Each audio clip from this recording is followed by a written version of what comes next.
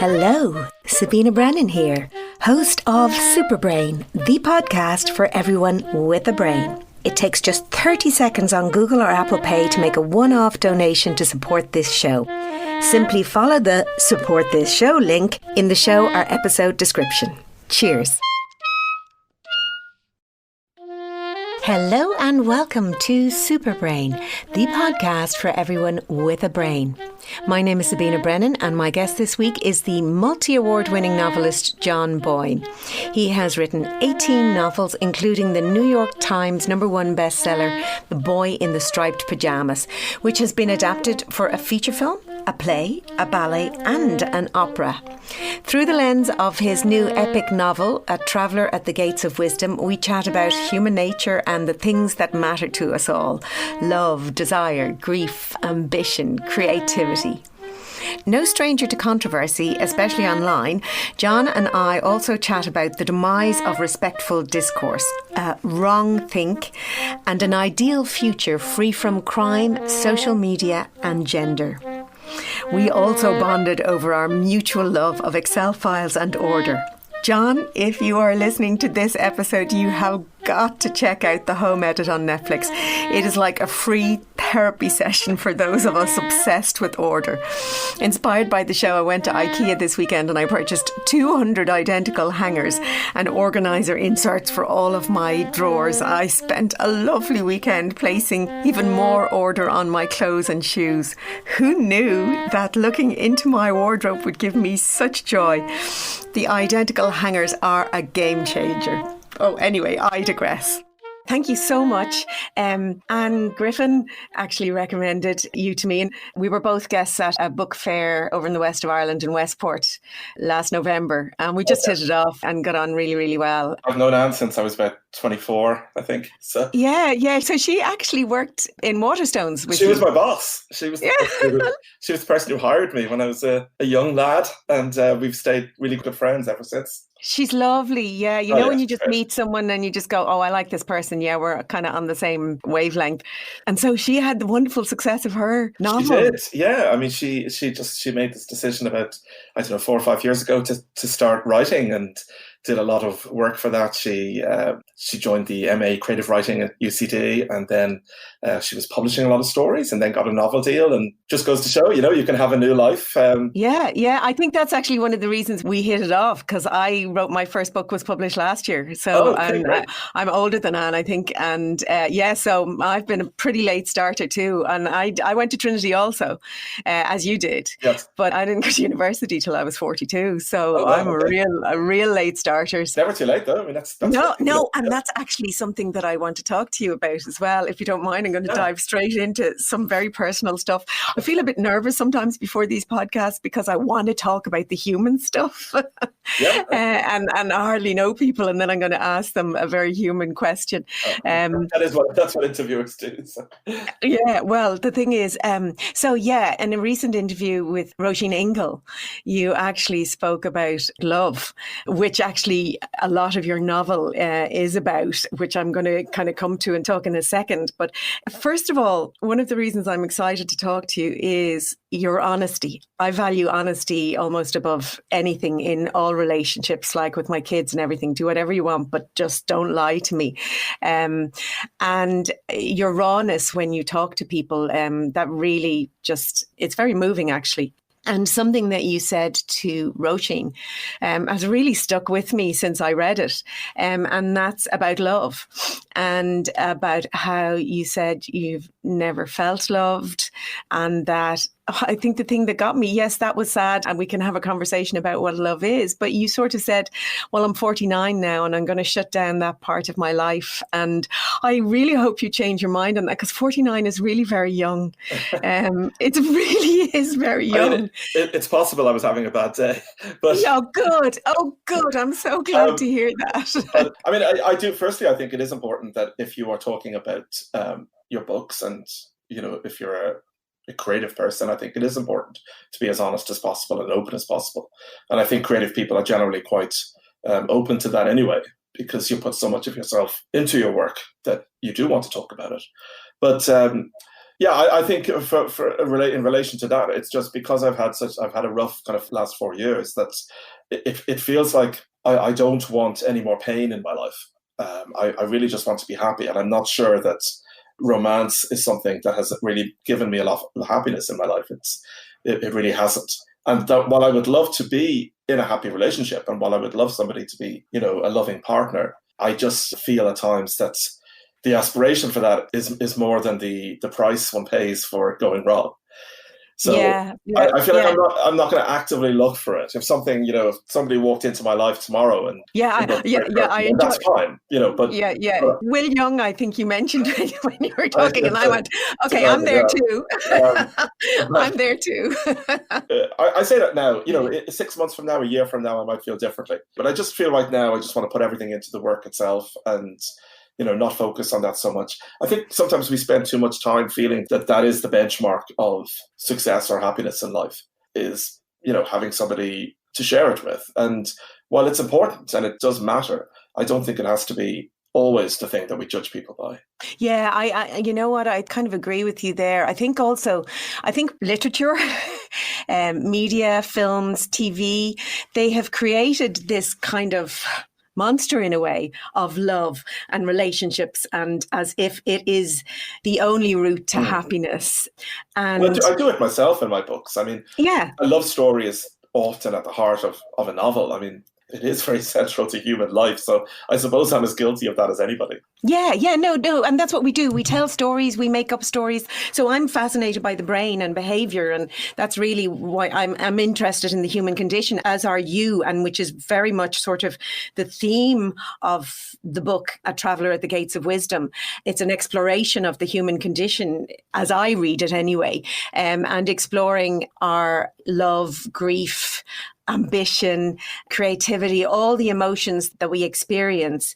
And over time, it's a fabulous conceit. And part of me, while I was reading the book and in the book, part of me is sort of meta-analysing it and going, oh my God, how did you pull this all together? Because essentially it's one story, but over 51, 52 countries and over over 2,000 51 years. countries and a spaceship over 2,080 years. So, I mean, it could read as one story because everybody in the book, every subsequent narrator for each chapter has experienced the same life as the person before them. But it's also going through all these different cultures and all these different moments in history. And I guess one of my central conceits was the idea that we don't change in that way, that the human experience is one which is repeated time and again. And there's not an awful lot of new emotions or new experiences that we can have, even if the world around us is changing. I think it's open to debate. I mean, I think it's an interesting point to debate, but it just seems to me that all those emotions and all those feelings are the same ones that everybody has always held and will always hold in the future. So I actually am interested in debating that, because I agree with you on one hand, and then on the other, I think there's a subtle difference, and it's a subtle and important difference. So I agree with you totally. Our emotions are the same. I think if people just recognize the humanity in each other, the world would be a far better place, as in that empathy and understanding. Well, this is just a person the exact same as me. Their life experiences, their upbringing, everything has helped shape who they are, and they will have, with some notable exceptions. And I'll come to Trump later. But most of us have empathy and understanding of other people and have that capacity. But where I disagree with you slightly is, so yes, those emotions and those needs appear to be constant, and they are also influenced and subjugated by context, culture, all those things, especially around your gender, whether you're female or male or any other gender, or your sexual orientation. You explore all of those things really in this book. But where I change is, and that's because I'm fascinated by the human brain, and that is that we have the capacity to change and we have the capacity to learn, and our brain is plastic. So it can grow and change and adapt, and that's called neuroplasticity. So basically the brain can rewire itself. So we have habitual behaviors, for example, because that's the most efficient way for your brain to work. It is constantly looking for patterns so that it can save and conserve energy, because it needs a lot of energy to just function, to keep you upright. So any pattern that it can find that it can automate, it will. And they become our habits. And the most likely response that we have to any situation. And that's why we tend to fall into the same traps and do the same things over and over again, even though at some level we might go, God, why do I keep doing that? But the point is, actually, if then you engage your conscious brain, the non-habitual part, you can retrain it and undo those habits and change how you behave, and in a sense change who you are going forward. So I think that's what's interesting. I think a person can do that, but I think every time a new person is born, we all kind of start at the same, we all, like, it's not that the next person has reached that level of wisdom or something as... Yes, but I do think there is a sense that through genetics and through genes that there are some things that actually do transcend the generation. And otherwise we would all start without language. Without the capacity for language. Yeah. Mm-hmm. So that's what's interesting. So yes, whilst your book starts at the beginning of time, it doesn't start at the beginning of Homo sapiens. It starts at the beginning of AD. Yeah. So that's kind of interesting. Anyway, that's just, we don't know the answers to those, but that's kind of the way my brain works when I'm reading that. But I was also fascinated by what you obviously have an incredible super brain, because you had to do all this research. You had to keep threads. Thankfully for the reader, you gave the same initial letter to the name of every character. Thank you. I couldn't have coped. Well, you want to see the spreadsheets on my computer as I was writing the book, trying to keep everything in order. The countries I've done, the different artistic jobs that the narrator would have in each chapter, the names of each of the characters and how they would change with that initial letter always staying the same. It was a complex piece of writing, but also I like doing research, and I've done a lot of research for books over the years. And once I get into the story itself, I seem to be able to kind of keep it all in my head, really. And with the exception of a big chart I had on the wall and the spreadsheets, the chart was a map of the world so I could put pins in and see where I was going. Yeah. Outside of the spreadsheets, like I'm not a big plotter, for example, in advance. I do tend to make up the story as I go along. Oh, wonderful. Yeah, I mean, since my third or fourth book, I've kind of abandoned plotting in advance. And I start with an idea or character or theme or something, and I just see where it takes me. And I kind of trust myself to build the story, and that if I put something in, it's probably going to be there for a reason, and it might not reveal itself for quite a while. I've often said, to you. Even to me, because I've often said that I think sometimes the novel is already here at the back of the head, or the back of the brain, and I'm kind of digging my way back to it in some way. Because I will often put things in and I don't know why they're there, but it will just reveal itself. And that's always a very exciting moment. And that's exciting for you to say that to me, because I think, and I've spoken about this in season 1 to some other authors. I think Hilary Fannin, I had a conversation with her about it, because I'm interested in the source of creativity and insight and what you're talking about. And I think actually also in your current novel, you do have moments where your narrator has thoughts that he doesn't know where they came from, but they're the previous lives. Yeah, and exactly. in a sense, that's the insight of a creative person. You get these ideas for a book, as you said, you feel that it's all there, and that's the reason. But I also think that because I've been publishing novels now for 20 years, that I can kind of trust myself at this point to go with that feeling. Whereas, for example, whenever I do talks to young writers in universities or something, I suggest to them plotting in advance. They know when they sit down every day what they're going to write, because one of the important things, of course, at the start is to actually get to the end, Yes. and so it's easier for a young writer, I think, to do it that way. So I think it more comes with confidence and experience, that you feel capable of knowing that you can write something that's going to be 150,000 words long, but have no clue really where it's going as you're writing it, that you know your job and you'll figure it out. Yeah, so where I would see that then, looking at, what's happening in your brain, is that you've actually understood and harnessed, and you're actually giving, you say yourself, and, what is that in a sense? But I see ourselves as our brains. Do you know what I mean? It has our genes, it has our experiences, it's all in there. And I think what you have capitalized on, and what if you have become confident, your skill, over the years, is when you say you trust yourself. Yes, what I think you're doing is totally trusting that all of that information and experience and knowledge and creativity is in your brain. It's all there. You don't have immediate access to it because, we pluck and, we have things that we can bring to the fore that we're thinking about. But actually what people don't trust enough is that if you put information in and just leave it there, I call it to marinate, Your brain will pull threads together, and your brain will have those interesting insights, ideas that you're talking about sort of at the back of your brain, but it's actually, really more here. Okay. It's pulling them together. And then when it's sort of ready, that it's kind of ready to cook and come forward, it comes into your forefront. And that actually really... I find that very exciting when that happens. Because I've noticed in books of mine when something like that will reveal itself.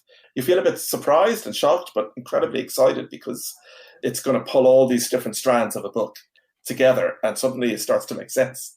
Yeah, and that's why I call this podcast Super Brain, because your brain has done that. It's taken all those threads, all that information. But I think the key to me for a genius writer like you is that you sort of trust that. Do you know what I mean? I think sometimes what happens, and I've talked to architects, etc. I give talks around the brain, and sometimes, and that's what I sort of said to them in a recent talk is, sometimes we work too hard at solving a problem.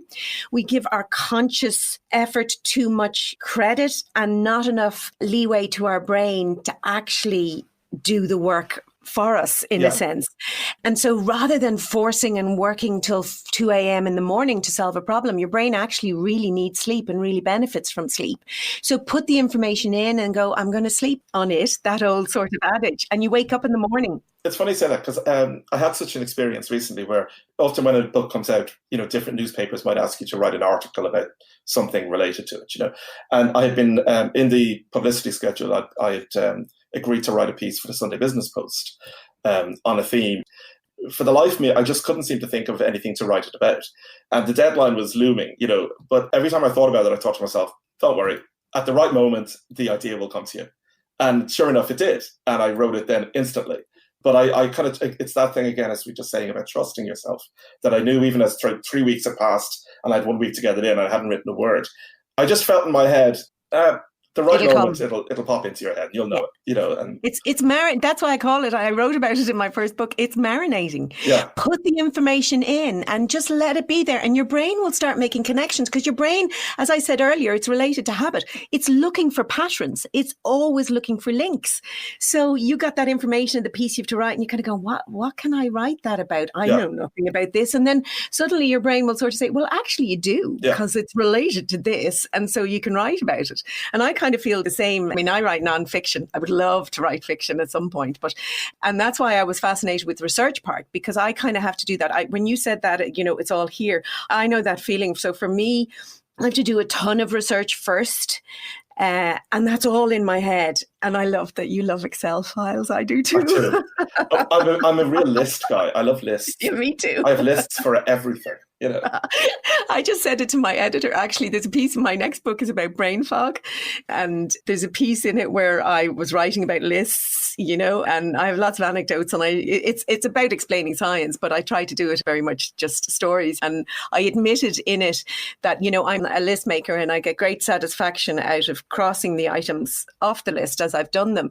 And I have been known that when I go to a list to cross off an item and realise I actually hadn't put it on the list, my list is an Excel file. I have been known to write it into the Excel file so that I can tick it off. Yeah. It kind of keeps me calm. It's not even lists of things to do. It's lists of, like, you see all the books I have here in this book all over the house. And I have like a little program where I can keep a catalogue, it makes knowing that things are organised. Yes. It kind of gives me some sort of like calmness in life. And I need things to be organised. My house is always very neat. My cups are all focused in the same direction, the handles. So okay, maybe it's a bit OCD, I don't know. But I just like order. I do too. And I think it's probably related to anxiety as well in a way, because for me, there's lots of theories around anxiety, but for me, anxiety is about the lack of control, when you can't control something. So I think it helps people. Certainly, I don't know whether you have any sort of anxieties, but certainly I would tend to have originally sort of had an anxious temperament. So I think part of that is have control over the things that you can control. Kind of helps. But I loved that in my research, and I say this to all my guests, I feel like such a stalker. I have been swimming in Boyne for the last 3 days. And I have to say, it's been really interesting and entertaining as well, and very eye-opening. But one of the things was that you had won Celebrity Home of the Year. And the thing actually that interested me, and I do love homes and etc., but you have your books organized by geography. Like, I just love that kind of stuff. Like this room is this is where I'll keep my British fiction. So right, okay. Within that, then it's alphabetical by author and chronological by their books. So, but it means, because I've got about 3,000 books in the house, and if you ask me to find one, I can find it instantly. And that to me is important, actually. I don't want to be running around the house trying to find things. I know where things are. But you see, it's really sensible. And actually, I mentioned that my book is about brain fog. And that's one of the things that I suggest to people. Like, if you put order in your life, if you put that, then your brain doesn't have to, it frees up space for you to do other stuff. Yeah. So you having that means that your brain does not have to remember where you put X, Y, Z. Yes, up front, you have this huge investment of catalog. Well, I love that. Of cataloging and putting things in place. And so your brain now can be free to do the creative things. So it can invest its power in that. That makes sense. I've never really thought about it like that, but it does make sense. And pretty much everything in my life is ordered so much that I don't have to worry about any of those things. It even comes down to, maybe it's going to sound slightly ridiculous, but like, I have a little file for, all the things you have in your house, like, you think, where is there like elastic bands, or where is there some glue or some twine or something that you might need? But I have a little like Excel spreadsheet of all of those kind of things, and the cabinet and the drawer. So it means if you just need an Apple plug or like a piece of twine, that I'll know exactly where to find it. And and it just makes me happy. I don't know why. I know, me too. But you live alone now, yeah? So, and I would struggle now if somebody came in and lived with me. I'd be like, you can't move my stuff. I know. Yeah, it's just myself and my husband now. We had 2 sons, and my son's now husband lived with us for several years before they got married. So there was kind of 5 of us in the house. But my husband and one of my sons are sort of umbrella term dyslexic, but they don't see patterns. Now with myself and my husband, I know where everything is, but he doesn't quite get, like, even to this day in the fridge, I have to go, coleslaw's not dairy. Yeah. Don't put it on. Well, I went away a while back. I was just gone for a week, but my nephew and his girlfriend came down from Cavan, and they stayed here because they'd been in lockdown for so long. They were very respectful of the house and everything. But I spent days kind of just putting all my bits afterwards back in that they'd been moved slightly. Right. Or a glass or maybe a cup. Maybe they did it on purpose. A glass or a cup put in on the wrong press, and I'd be like, that doesn't belong there. So. Yeah, it's interesting. I want to go back actually just to some of the themes in your book. One of them is quite interesting, and it's probably not one of the more obvious ones, but it's a moment that jumps out at me in the book of that wisdom and that learning in a journey. And it's when the narrator, I actually think I have it here, actually quote, that yes, he realizes later that the integrity of his art was more important than the welfare of a stranger, and that had led to so much misery and death. And that was interesting. So character H, and I can't even remember one of the names, but he was crippled as a child. He's also a gay man, and he had fallen in love with a character who was an apprentice. But then the narrator said, I can't afford to keep the apprentice on. I mean, I don't know how much of the book I spoil when I say these things, but I don't think it's that sort of... it's not that sort of book. It's a book that even if you knew the whole thing, you can read it and just... it's the pleasure of going through the book, and just buy it and read it. It is a one-off experience. But I just thought that's interesting. So creativity is a theme right throughout the book. And obviously you can write about that being a creative person. And I also learned through my research that you're also a musician. You play guitar and piano. So your creativity goes beyond words as well. But you've this lovely conceit where the artistry or the actual art form or creative form that the creativity of the narrator manifests changes. Constantly changes through every chapter. And I wanted to do that because early on, of course, his father wants him to be a soldier, and that, war, violence, the kind of very traditional, typical kind of masculine traits are ones that our narrator kind of walks away from. early on, and he has this other part of his personality that he needs to explore. And it was interesting to me to kind of find all these different creative pursuits and how one would go about them. When I would be, researching how you make spears, how you make rings, how you make necklaces or dresses, sandals. I knew nothing about those kind of things, and you find out, and then it's kind of interesting. But then to keep it moving so that as he progresses through life, he gets better at each one as well. I don't think I didn't make him a novelist until quite late on in the book. Yes. Most of his he was skills, a playwright with he was a playwright with Shakespeare. Yeah, that's right. Yeah. But in the early sections, he's more sort of crafty. He's more sort of working with his hands than his head. But it was very entertaining to do that. I wondered at one point, could I write one chapter entirely in poetic form or as a play? And I thought the novel's complicated enough without doing that. Yeah. I thought that was interesting. And I thought obviously the father-son thing is there throughout, and really never a good relationship anywhere. And I'm just wondering... But they're very different. No, it's not from my own life, because actually my relationship with my father is very good and always has been. But they are two different sides of, I think, manhood in a way, where one is the very traditional, especially in those early sections where life at that time really was about war, and men really just were soldiers, and it was all about sort of exploring the world and building Roman empires or Greek empires or Carthage, whatever. Whereas our fellow is always a bit sort of out of step in that way. He's not your typical bloke, that his father would have liked him to be. But he's okay with that himself. He never tries to be anything he isn't. As a child, he's pretty determined to be exactly what he wants to be and who he needs to be. Yeah, and I think what's interesting as well is, because there's so many stereotypes, I think when people write about homosexual characters, the narrator is straight, for want of a better word. But he's the creative one. He's the soft one. And the repeated sort of gay guy has some nasty sides to him. Which actually, I think as a gay writer, I think I can do that, because it doesn't look like I'm vilifying gay people. So I'm not sure if a straight writer would get away with that. But now, in current times, this is very challenging. And I mean, I've been my entire life a very vociferous, opinionated, outspoken person, and have felt that is a way that I learn, that if I speak out what I think, then someone can challenge me. And I then learn, through argument and putting my case forward, how valid my opinion is. And through that, then I can change if I realize, I actually hadn't thought about that thing. So I value respectful discourse.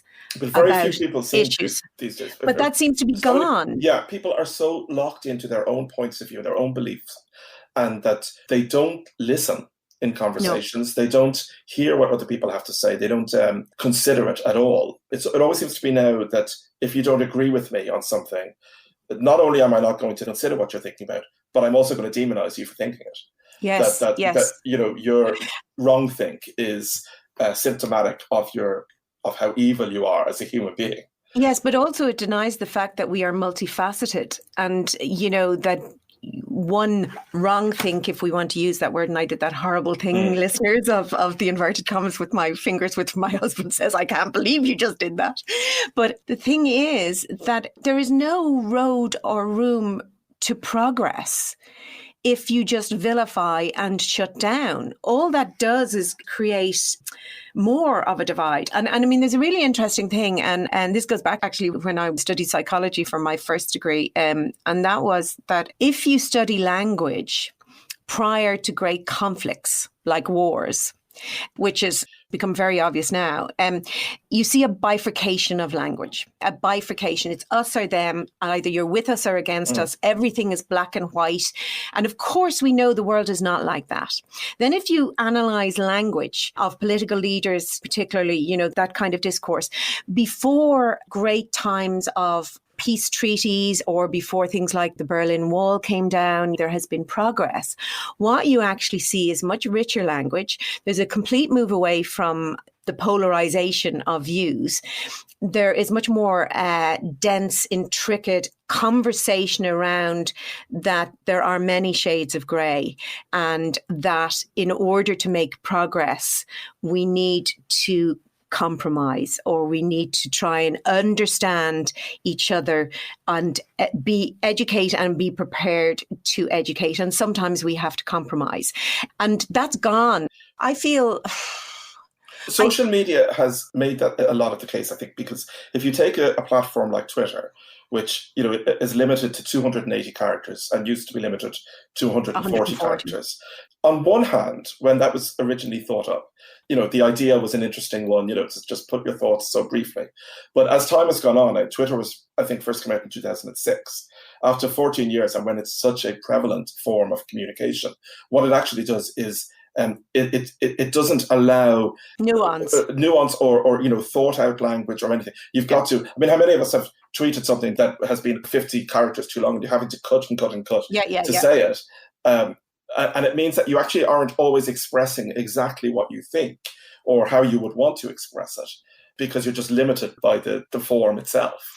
But I also think, and it's something I'm interested in as well, is how, so our brains are constantly evolving.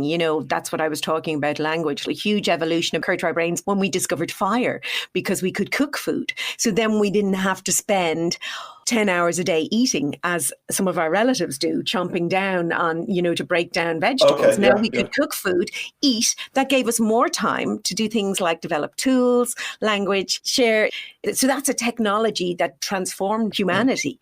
And and I'm a real tech user, but one of my concerns is technology, particularly the internet, etc., is doing to humanity, because this is why I wanted this podcast to be face to face. Because I can see your expressions, and we're expert at reading each other's expressions. And I think there's a generation that are now missing that. As we grow up, certainly as I grew up, you learned by trial and error. That's how we learn how to allow someone personal space. I'm too close to them, or I'm not, or that wasn't a funny joke. They may have laughed, but actually I could see in their eyes they really didn't think it was funny. So we're learning those nuances. And I actually do feel dreadfully sorry for young men coming up now who everything's been online. We made mistakes at 13 or 14. Certainly as a straight person, you had that opportunity. I know even sort of with my own son growing up, it's rather different if you're gay growing up, because you don't have those same public spaces necessarily to do that learning. And so you can learn about relationships. Perhaps it occurs a little bit later in life, but certainly as boys, girls growing up, when I grew up, you learned those things on the fly, on the street. Yeah. And so by the time you're an adult and you're engaging in adult things, you have those tools and skill sets. And I feel that there's a lot of humans coming together now where they haven't learned those, and there's rules that concern me. They're there to protect, but you also, I don't know what's going to happen flirting, which is... I think that always amazes me is like, if you go to a concert and people are standing there and they spend the entire concert like this. Right. And they're not watching the concert, but they're recording the concert. And you think, why are you you're recording? Are you really going to go home and watch it again? But you're watching it on screen when you could have watched it in real life. And you're not watching it. I find that a very strange. I had an experience of that with friends. I was very fortunate. In November, we went to Iceland, and we were in, one of those hot, I don't know if you've ever been there, but one of those hot. The lagoon thing? It wasn't the big one. It was actually a smaller one, and it was lovely, and it was less commercialized, and, the geysers were popping up literally beside you. So we were in this lovely hot water. It was freezing. In fact, when we went to the Blue Lagoon the next day, we had hailstones on us, which was a very strange experience. But this beautiful young woman, I suppose, she was probably in her early 20s. She came into the pool. She had her camera on a selfie stick, and she got into it, and she posed and smiled and pointed at where she was. And we were just standing, 4 albums, watching her mesmerized, right? I bet she never actually took it in. Or she got what she wanted. So it was just a photographs of herself, and then she got out again and left. So she never actually experienced, but I'm sure she got the most amazing shots to share. No, so it baffles me. Like, she actually didn't experience it at all. No. And that's why I feel that we learn through experience. And I think what's happened is that people are only existing through others, and that's not a route to happiness. But through others' approval as well. Through others' approval. Because each of those pictures, what you want is, it's a number. It's the number of likes. It really just comes down to a number. It's like, you might feel better if you see the number in your bank account raise, that it's the same that if you tweet something or Instagram something and it takes off and it gets a couple of thousand likes or something, that it gives you a dopamine hit, and but then you want more. You feel approved of. Hi everyone, I'm Kirby. And I'm Sarah. And we're Los Angeles. Strivectin is a brand that's long been regarded as top-tier skincare by professionals of all kinds. We personally love how all of Strivectin's products are backed by science. If you're looking for an eye cream to help smooth the appearance of crow's feet and under-eye puffiness, Strivectin's new Intensive Eye Concentrate for Wrinkles Plus is proven to do so, starting in just 5 days. To learn more, visit strivectin.com. I'm writing a novel at the moment on this very subject, because I'm writing a novel about social media and the effect it has on people. And it's a comic novel, but it's about the disastrous effect that it can have on people and how it kind of has changed the way we interact. I could have a whole conversation with you just about that. It also changes how we want people to see us, the kind of moral superiority that exists online of wanting to be always to be praised, but also to be seen as morally, as being virtuous, and being able to tell other people signaling when they're not being virtuous. And being able to condemn them for that. In one of my interviews from season 1, I spoke with a journalist, Hilary Freeman, and she wrote an article about fat shaming and obesity health issues.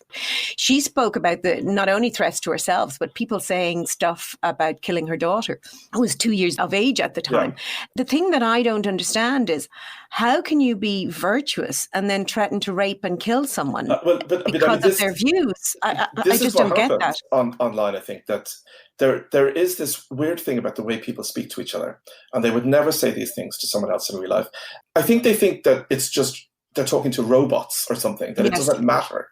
Like, some of these people could be lovely, kind of like elderly little old ladies or something, and they could be saying, you should die, you should be raped, you should be murdered, And then they close it and they go and make themselves some lunch.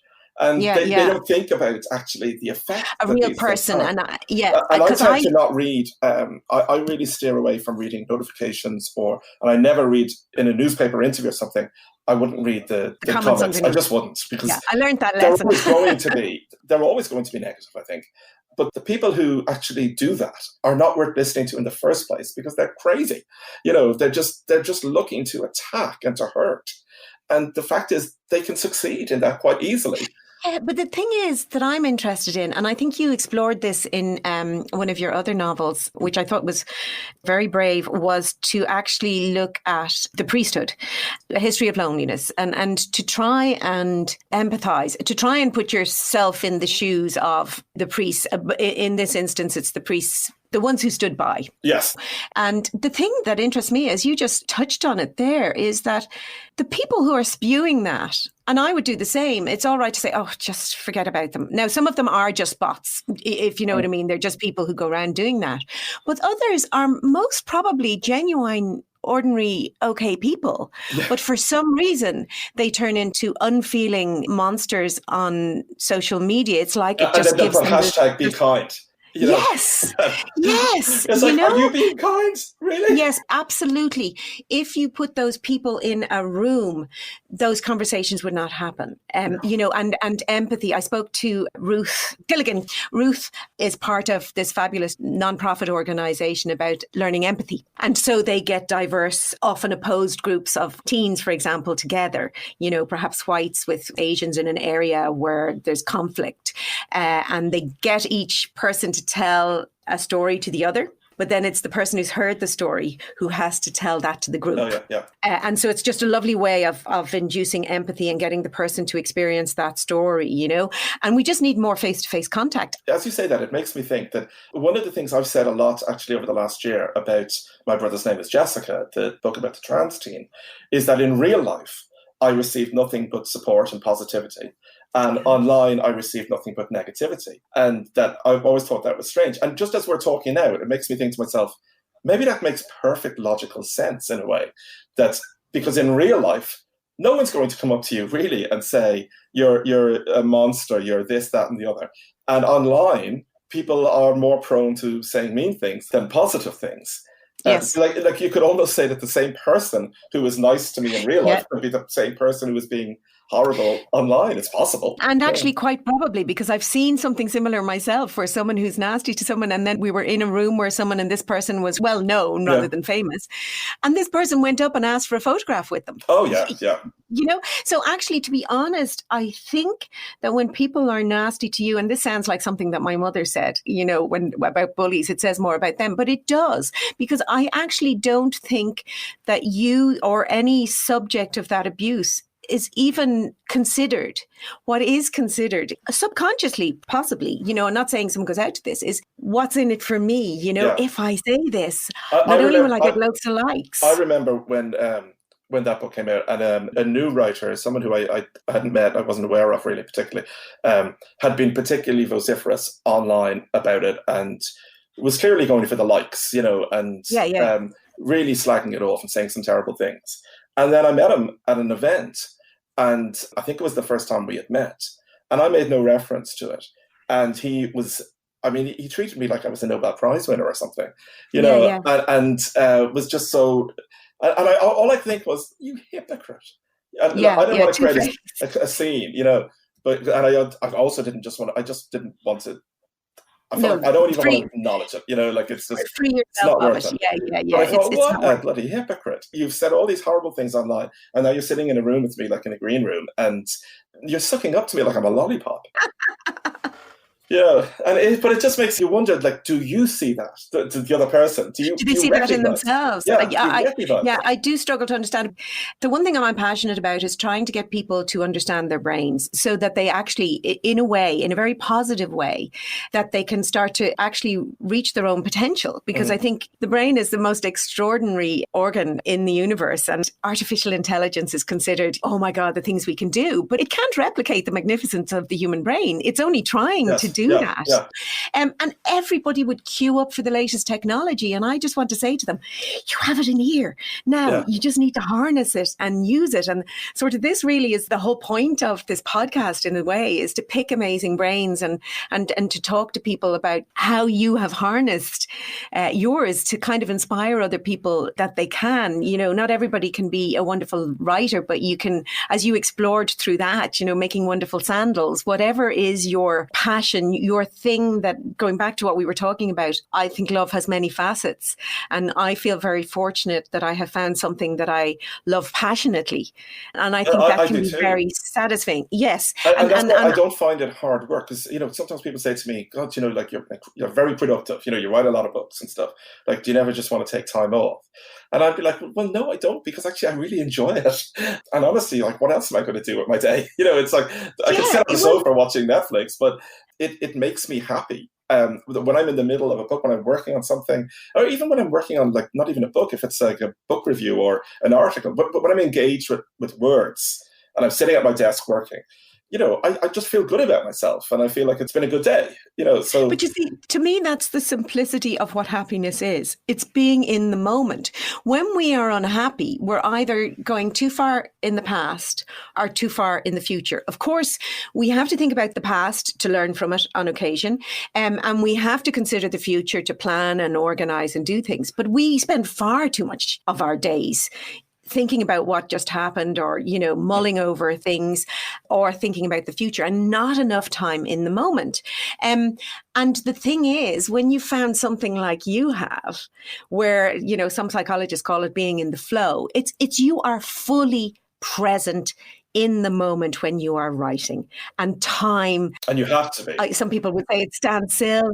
That's when the best work will come. You have to be fully there. And I mean, people find other ways. Like, I know, for example, Roddy Doyle writes with music playing. I couldn't do that. I couldn't write with music playing. No. But you find your own way of doing it, you know. Yeah. And when you find it, you stick with it. I think if it's going well, you think, right, if music plays and I can write books like Ronnie Doyle, then great. And another person, if I can't do that, also great, but you kind of don't mess it up once you've got your system in place. Yeah. And my husband keeps telling me it's no wonder I have back trouble because I write lying down. Okay, all right. Here, but it's funny. I've thought about that and tried to figure it out, and it just seems to flow better for me now. As I said, I'm non-fiction, so it's somewhat similar in that I have to do the research, and I'm talking like I've written loads of books. I've written 2, a third, but I'm dying to kind of get stuck into the next, and I would love to try fiction at some point. But just even the figuring out and the learning of it. But I was trying to figure out why, and I'm not the only writer that writes prose. Barbara Cartland, Proust, there's lots of writers I've written laying down. And then for me, trying to look at the brain part of it. So, I think the way I was talking... didn't she used to narrate it to her butler? Oh, so she did. She would lie like on a chaise longue with her little puppy. In her dressing gown. Yeah, and a glass of champagne. And she would say, and then she fell into his arms and it was like symphonies playing. Well, I do have the dogs as well. I have 4 rescue dogs, so they do pop their heads around my screen, etc. Can I talk about the 2080? Yeah. I don't think it is a spoiler. I think because in fact, in every interview I'm doing, I'm saying that it ends on a space station in the future. So. Oh, okay. But it ends on utopia, really, basically. Yeah. I'm seeing there's no social media. Yeah. No social media. There's no police force. There's no crime. Yes, but I think that's also really interesting, actually, because obviously you would have written that before, the latest Black Lives Matter in the US, which is rather interesting. But also what I find fascinating and something that you opened my eyes to, I have always felt that there is a problem with only naming 2 genders. And coming, first of all, from the perspective of intersex, something that interested me and has interested me for a long time. Part of my psychology degree, I studied human sexuality. But also as a child, some of the books that I picked off my dad's shelf, that's what interested me in the human condition in the first place, was I first as a child read about hermaphrodites, which was, in terms of animals and creatures, and it comes right across, and in humans. And now we refer to sort of intersex. And the thing that really bothered me was the surgical butchery that can happen to an infant when they're born because they don't present on the outside as either male or female. But the thing is, by puberty, whether they go either way, you need to know puberty, because biological sex is not just a sex organ. There's so much more X and Y and hormones and the whole lot, and they all change around puberty. And so that really always bothered me, that a doctor and parents who must have been sometimes for the first time ever hearing that such a thing is possible, make a decision about a human being that just can drastically change their lives. And I thought, can we not just change the language? It's far easier to change the dictionary instead of just having male and female. Perhaps we have intersex or another word, but you kind of can't do that, certainly in Ireland. And I have spoken to people about this, until there's recognition and legislation, all that sort of thing. But what you really got me to broaden my thinking out, and I think your solution is much better. Let's just do away with naming it. We're just humans. Yeah. Because that's my philosophy on life when it comes to everything else. We are humans before we are anything else. We are humans before the color of our skin. We are humans before our religion. We are humans before the country, culture, language we speak. We're one species. We are just a species. And if we recognized that, we would solve many of the problems of the world. And I don't know why I didn't think of applying that to sex. I think sex and gender are different, and I'm not even going to get into those. It's so complicated, and it's a minefield. Conversations. But which is why conversation has to happen, rather than just vilifying and. But you see, because that's the problem, because you can have a conversation about that, and you will say one wrong sentence, or one sentence that comes out of your mouth, and you don't, as we talk, not everything is curated before it emerges from our mouths, and you'll say one wrong thing, and that's it, you're finished. You're.